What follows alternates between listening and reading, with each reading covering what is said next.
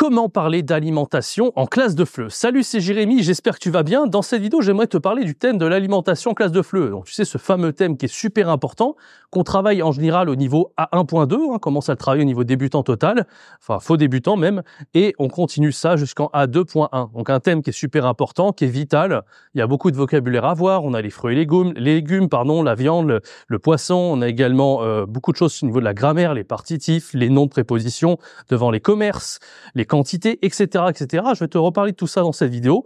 Et avant de commencer, je t'invite à laisser un bon like, à t'abonner, à activer la cloche sur cette chaîne. Je fais beaucoup de contenu pour aider les enseignants à se lancer depuis zéro, mais aussi les enseignants plus confirmés à gagner en compétences et à vivre de leur passion en tant que freelance en ligne et vraiment être rémunéré à leur juste valeur. Et en parlant de ça, Tu l'auras compris, cette leçon sur l'alimentation est présente dans un pack qui s'appelle les 100 cours de FLE préparés du niveau A0 jusqu'au C1. Ici, on est au niveau A2. Si tu veux te procurer ce pack des 100 cours de FLE préparés, tu peux déjà te faire une petite idée avec les 15 cours de FLE débutants A0 A1, 57 heures de préparation à économiser. C'est le premier lien dans la description.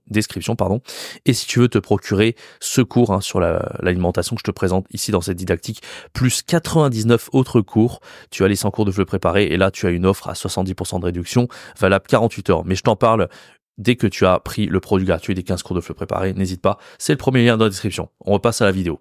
alors, comment commencer le thème de l'alimentation? Donc en général, quand on parle de l'alimentation, bien sûr, on peut faire un peu de mise en abîme, si tu veux, que ce soit en ligne ou en présentiel. Tu peux commencer par dire aux apprenants, voilà, qu'est-ce que vous connaissez comme mot? Parce qu'en général, comme les apprenants, en fait, ils sont en France, d'ores et déjà, ils ont déjà été au restaurant, pour la plupart, ils ont déjà vu un menu, etc. Sauf ceux qui débarquent depuis un jour ou ceux qui ont niveau A0, en général, ils connaissent quelques mots, ils connaissent pas tout, mais ils connaissent quelques mots, tu vois. Ils ont déjà entendu peut-être la viande, peut-être la baguette, tu vois, des choses comme ça, le pain, les bananes, je sais pas, des trucs comme ça qui sont très proches de l'anglais en plus. Et c'est assez intéressant parce que tu peux aussi montrer quels sont les mots qui sont transparents avec l'anglais. Ça, c'est quand même pas négligeable. Tiens, on va passer par là. C'est quand même pas négligeable de parler des mots transparents avec l'anglais, comme je te viens de te le dire. Par exemple, banane. Tu vois, on peut dire la banane. Bien sûr, il faut toujours parler des masculins, des féminins. Je vois trop de profs de FLE qui font cette erreur de donner simplement le mot aux débutants. Non, dès le début, il faut commencer à donner en fait ce qui est masculin, féminin, parce que sinon ils vont se tromper par la suite. Très rapidement, on va voir les partitifs. Très rapidement, on va voir les prépositions, les o, les à la, etc. Donc, si tu ne donnes pas en fait mes féminins, masculins, ils risquent de se tromper très rapidement. C'est comme si en allemand on ne voyait pas der die das. Bah, tout de suite, on va être perdu. On va prendre de mauvaises habitudes. On va croire qu'un mot est masculin au lieu d'un féminin. On va vraiment prendre l'habitude dès le départ de donner les féminins et les masculins, et essaie de voir un peu la règle aussi, si tu ne la connais pas par cœur, que souvent les mots qui finissent en E sont des féminins à 70% du temps. Essaie de voir aussi, voilà, tout ce qui finit en IE, c'est féminin, tout ce qui finit en ion, et inversement, tous les mots qui finissent en ment, en âge, etc. Enfin, essaie de revoir cette règle. C'est difficile de la connaître exhaustivement par cœur, et il y a des exceptions, bien sûr, mais ça va vraiment t'aider à prendre l'habitude de donner toujours le féminin et le masculin des noms. Et tu donneras aussi des outils solides aux apprenants pour qu'ils puissent comprendre comment ça marche sans avoir tout le temps à hésiter ou à regarder dans le dictionnaire ou dans les outils de traduction pour savoir si c'est féminin, masculin. Voilà, tout simplement. Donc ça, c'est la chose qui est importante. Essayer de voir un petit peu le vocabulaire avec les apprenants avant de commencer. J'espère que tu vas m'entendre, il y a des travaux dans le coin, mais normalement, ça devrait aller. Il y a un petit peu de vent aussi, mais j'ai une mousse anti-vent. Donc j'espère que ça passe bien. Voilà, donc qu'est-ce qu'on a d'autre à voir ensuite? Une fois qu'on a vu un peu le vocabulaire, je te dis, tu fais un petit peu de méthode déductive, etc. Tu essaies de voir les mots que les apprenants connaissent. Derrière, tu as un document déclencheur qu'on fait souvent quand on introduit un thème. Comme tu le sais, moi j'aime bien commencer soit avec une compréhension écrite, soit avec une compréhension orale. Pour cette leçon, je te recommande en fait, dans Alter Ego, il y a une compréhension orale. Donc je t'ai dit, la leçon est disponible dans le pack que je t'offre dans le kit de survie du FLE. Et c'est l'occasion pour toi de travailler avec les apprenants. Alors, tu as plusieurs images dans ce document. Tu as, par exemple, une image d'une boucherie, d'un poissonnier, d'un autre commerce, par exemple, une pâtisserie, etc. Et l'apprenant, il va devoir écouter un dialogue. Alors, le dialogue, il se joue entre deux personnes. On a d'un côté le vendeur et de l'autre le client. Et on a le vendeur qui va dire les œufs tout frais, les œufs, le camembert en promotion, etc. Donc, tu as aussi le crémier, ce genre de choses. Et l'apprenant, en fait, assez rapidement, il y a des chances qu'il connaisse un petit peu de ce vocabulaire et d'autres pas. Donc, il va pouvoir essayer de voir, d'en déduire, ça c'est la poissonnerie, ça c'est chez le crémier, etc., etc. Donc, il doit associer en fait les images à ce qu'il entend. Donc, ça c'est plutôt intéressant. Et une fois que tu lui as fait écouter 2 fois la compréhension orale, tu vas pouvoir travailler la transcription. Comme tu sais, la transcription est ultra importante parce qu'elle permet plusieurs choses. Elle permet de travailler la phonétique, de faire le lien entre ce que l'apprenant il va écouter en fait à l'oral et l'écriture, comment ça s'écrit, comment ça se prononce, tout simplement. Ça, c'est la première chose.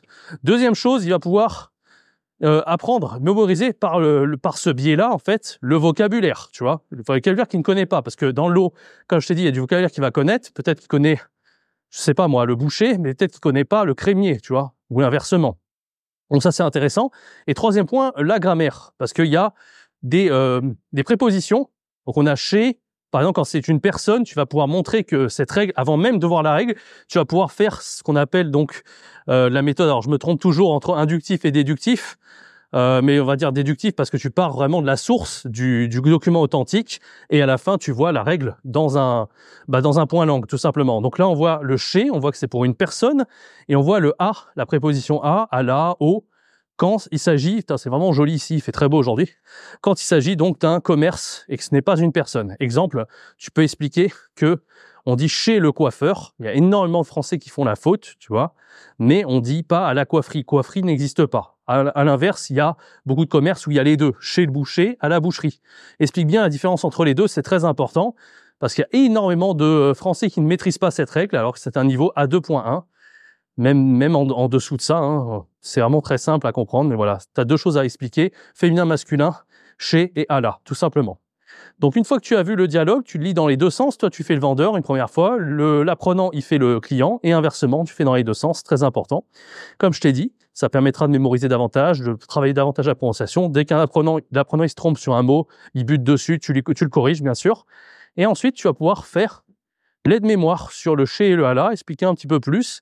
Derrière, je te propose, alors il me semble qu'il y a des exercices structuraux dans le PowerPoint, mais moi j'ai rajouté un Learning Apps, donc c'est un code que l'apprenant il va scanner, c'est un exercice que j'ai fait, que j'ai préparé pour toi. L'apprenant il scanne le code tout simplement, et une fois qu'il l'a scanné, tu vas pouvoir faire à nouveau l'exercice et le dialogue avec lui. Ça crée du dynamisme dans le cours, que ce soit en présentiel ou en ligne de toute façon. Et c'est plutôt pas mal. Aujourd'hui, si tu veux créer tes propres Learning Apps, tu le sais, c'est très facile avec ChatGPT. En quelques clics, tu inventes un dialogue, tu le mets sur le Learning Apps, tu exportes le QR code, ça prend vraiment quelques secondes à faire et c'est vraiment pas mal du tout. Voilà un petit peu pour ça. Donc ça, c'est vraiment pour l'introduction, pour introduire le thème de l'alimentation. Et derrière, donc ça, c'est vraiment pour travailler le chez et le à la. Derrière, ce que tu peux faire, donc il y a les partitifs, il y a plein de choses. Je te ferai d'autres vidéos là-dessus. Je peux pas tout parler parce que vraiment, ça prend beaucoup de temps. Mais derrière, ce qu'on travaille, en fait, comme point de grammaire, ce sont également les quantités. Donc, tu sais, on a pas mal de choses comme les grammes. Comme par exemple, tu dis 250 grammes de banane. Tu peux dire aussi un pot de Nutella, par exemple. Tu peux dire... qu'est-ce qu'on a d'autre? Un livre de... tu vas expliquer en plus au niveau socioculturel, c'est intéressant. Quelle différence entre une livre de poire, pardon, et un livre, tu vois. Faut bien expliquer la différence encore une fois, entre masculin et féminin, parce que ici, ça change le sens. Donc voilà, tu travailles un peu les quantités, et une fois que tu as les quantités, tu fais ce point langue. Mais avant de faire le point langue, on a également encore une fois une compréhension orale qui est très intéressante, enfin même une compréhension écrite, hein, en fait, c'est un peu les deux. C'est qu'on a une liste de courses avec, voilà, je vais acheter une banane, un pot de Nutella, un pot de machin, etc. Et en fait, à partir de la liste de courses, l'apprenant, il va devoir voir qu'est-ce qu'il doit choisir pour réaliser le menu. Donc le menu, on a entrée, plat, dessert. Donc tu peux faire du socioculturel ici, tu peux expliquer qu'en France, on prend souvent entrée, plat, dessert, voire fromage. Tu expliques un petit peu sur tableau blanc si tu veux. Et ensuite, tu donnes... tu expliques en fait, voilà, là ici, on fait une salade, on fait un avocat crevette, donc il faut qu'on ait 250 grammes de crevettes avec l'avocat, etc. Et l'apprenant, il choisit en fait tous les ingrédients pour réaliser la recette, enfin le menu, tout simplement. C'est plutôt sympa à faire. Ensuite, une fois que tu as fait ça, tu enchaînes. Donc après il y a une tâche finale, donc il y a 3 situations différentes. Ça c'est vraiment pas mal, la tâche finale, j'aime bien. C'est qu'en fait l'apprenant il va devoir choisir. Alors, ça tu peux le donner en devoir, parce que c'est un peu long à faire, surtout en ligne. L'apprenant il a 3 situations différentes. Il a un goûter d'anniversaire à faire. Il doit réaliser aussi tout un menu pour la famille, par exemple pour 10 personnes.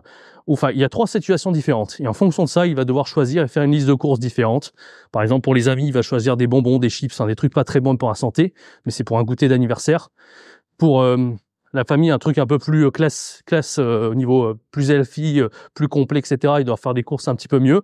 Et là, tu lui laisses carte blanche, mais il doit devoir faire attention donc aux quantités pour la liste de courses. Il va devoir faire attention au féminin et masculin. Et il peut aussi préciser le nom des commerces. Par exemple, je vais chez le boucher pour acheter 300 grammes de de steak ou j'en sais rien, tu vois. Donc tu peux vraiment travailler tout à la fois, ça c'est vraiment pas mal pour une tâche finale.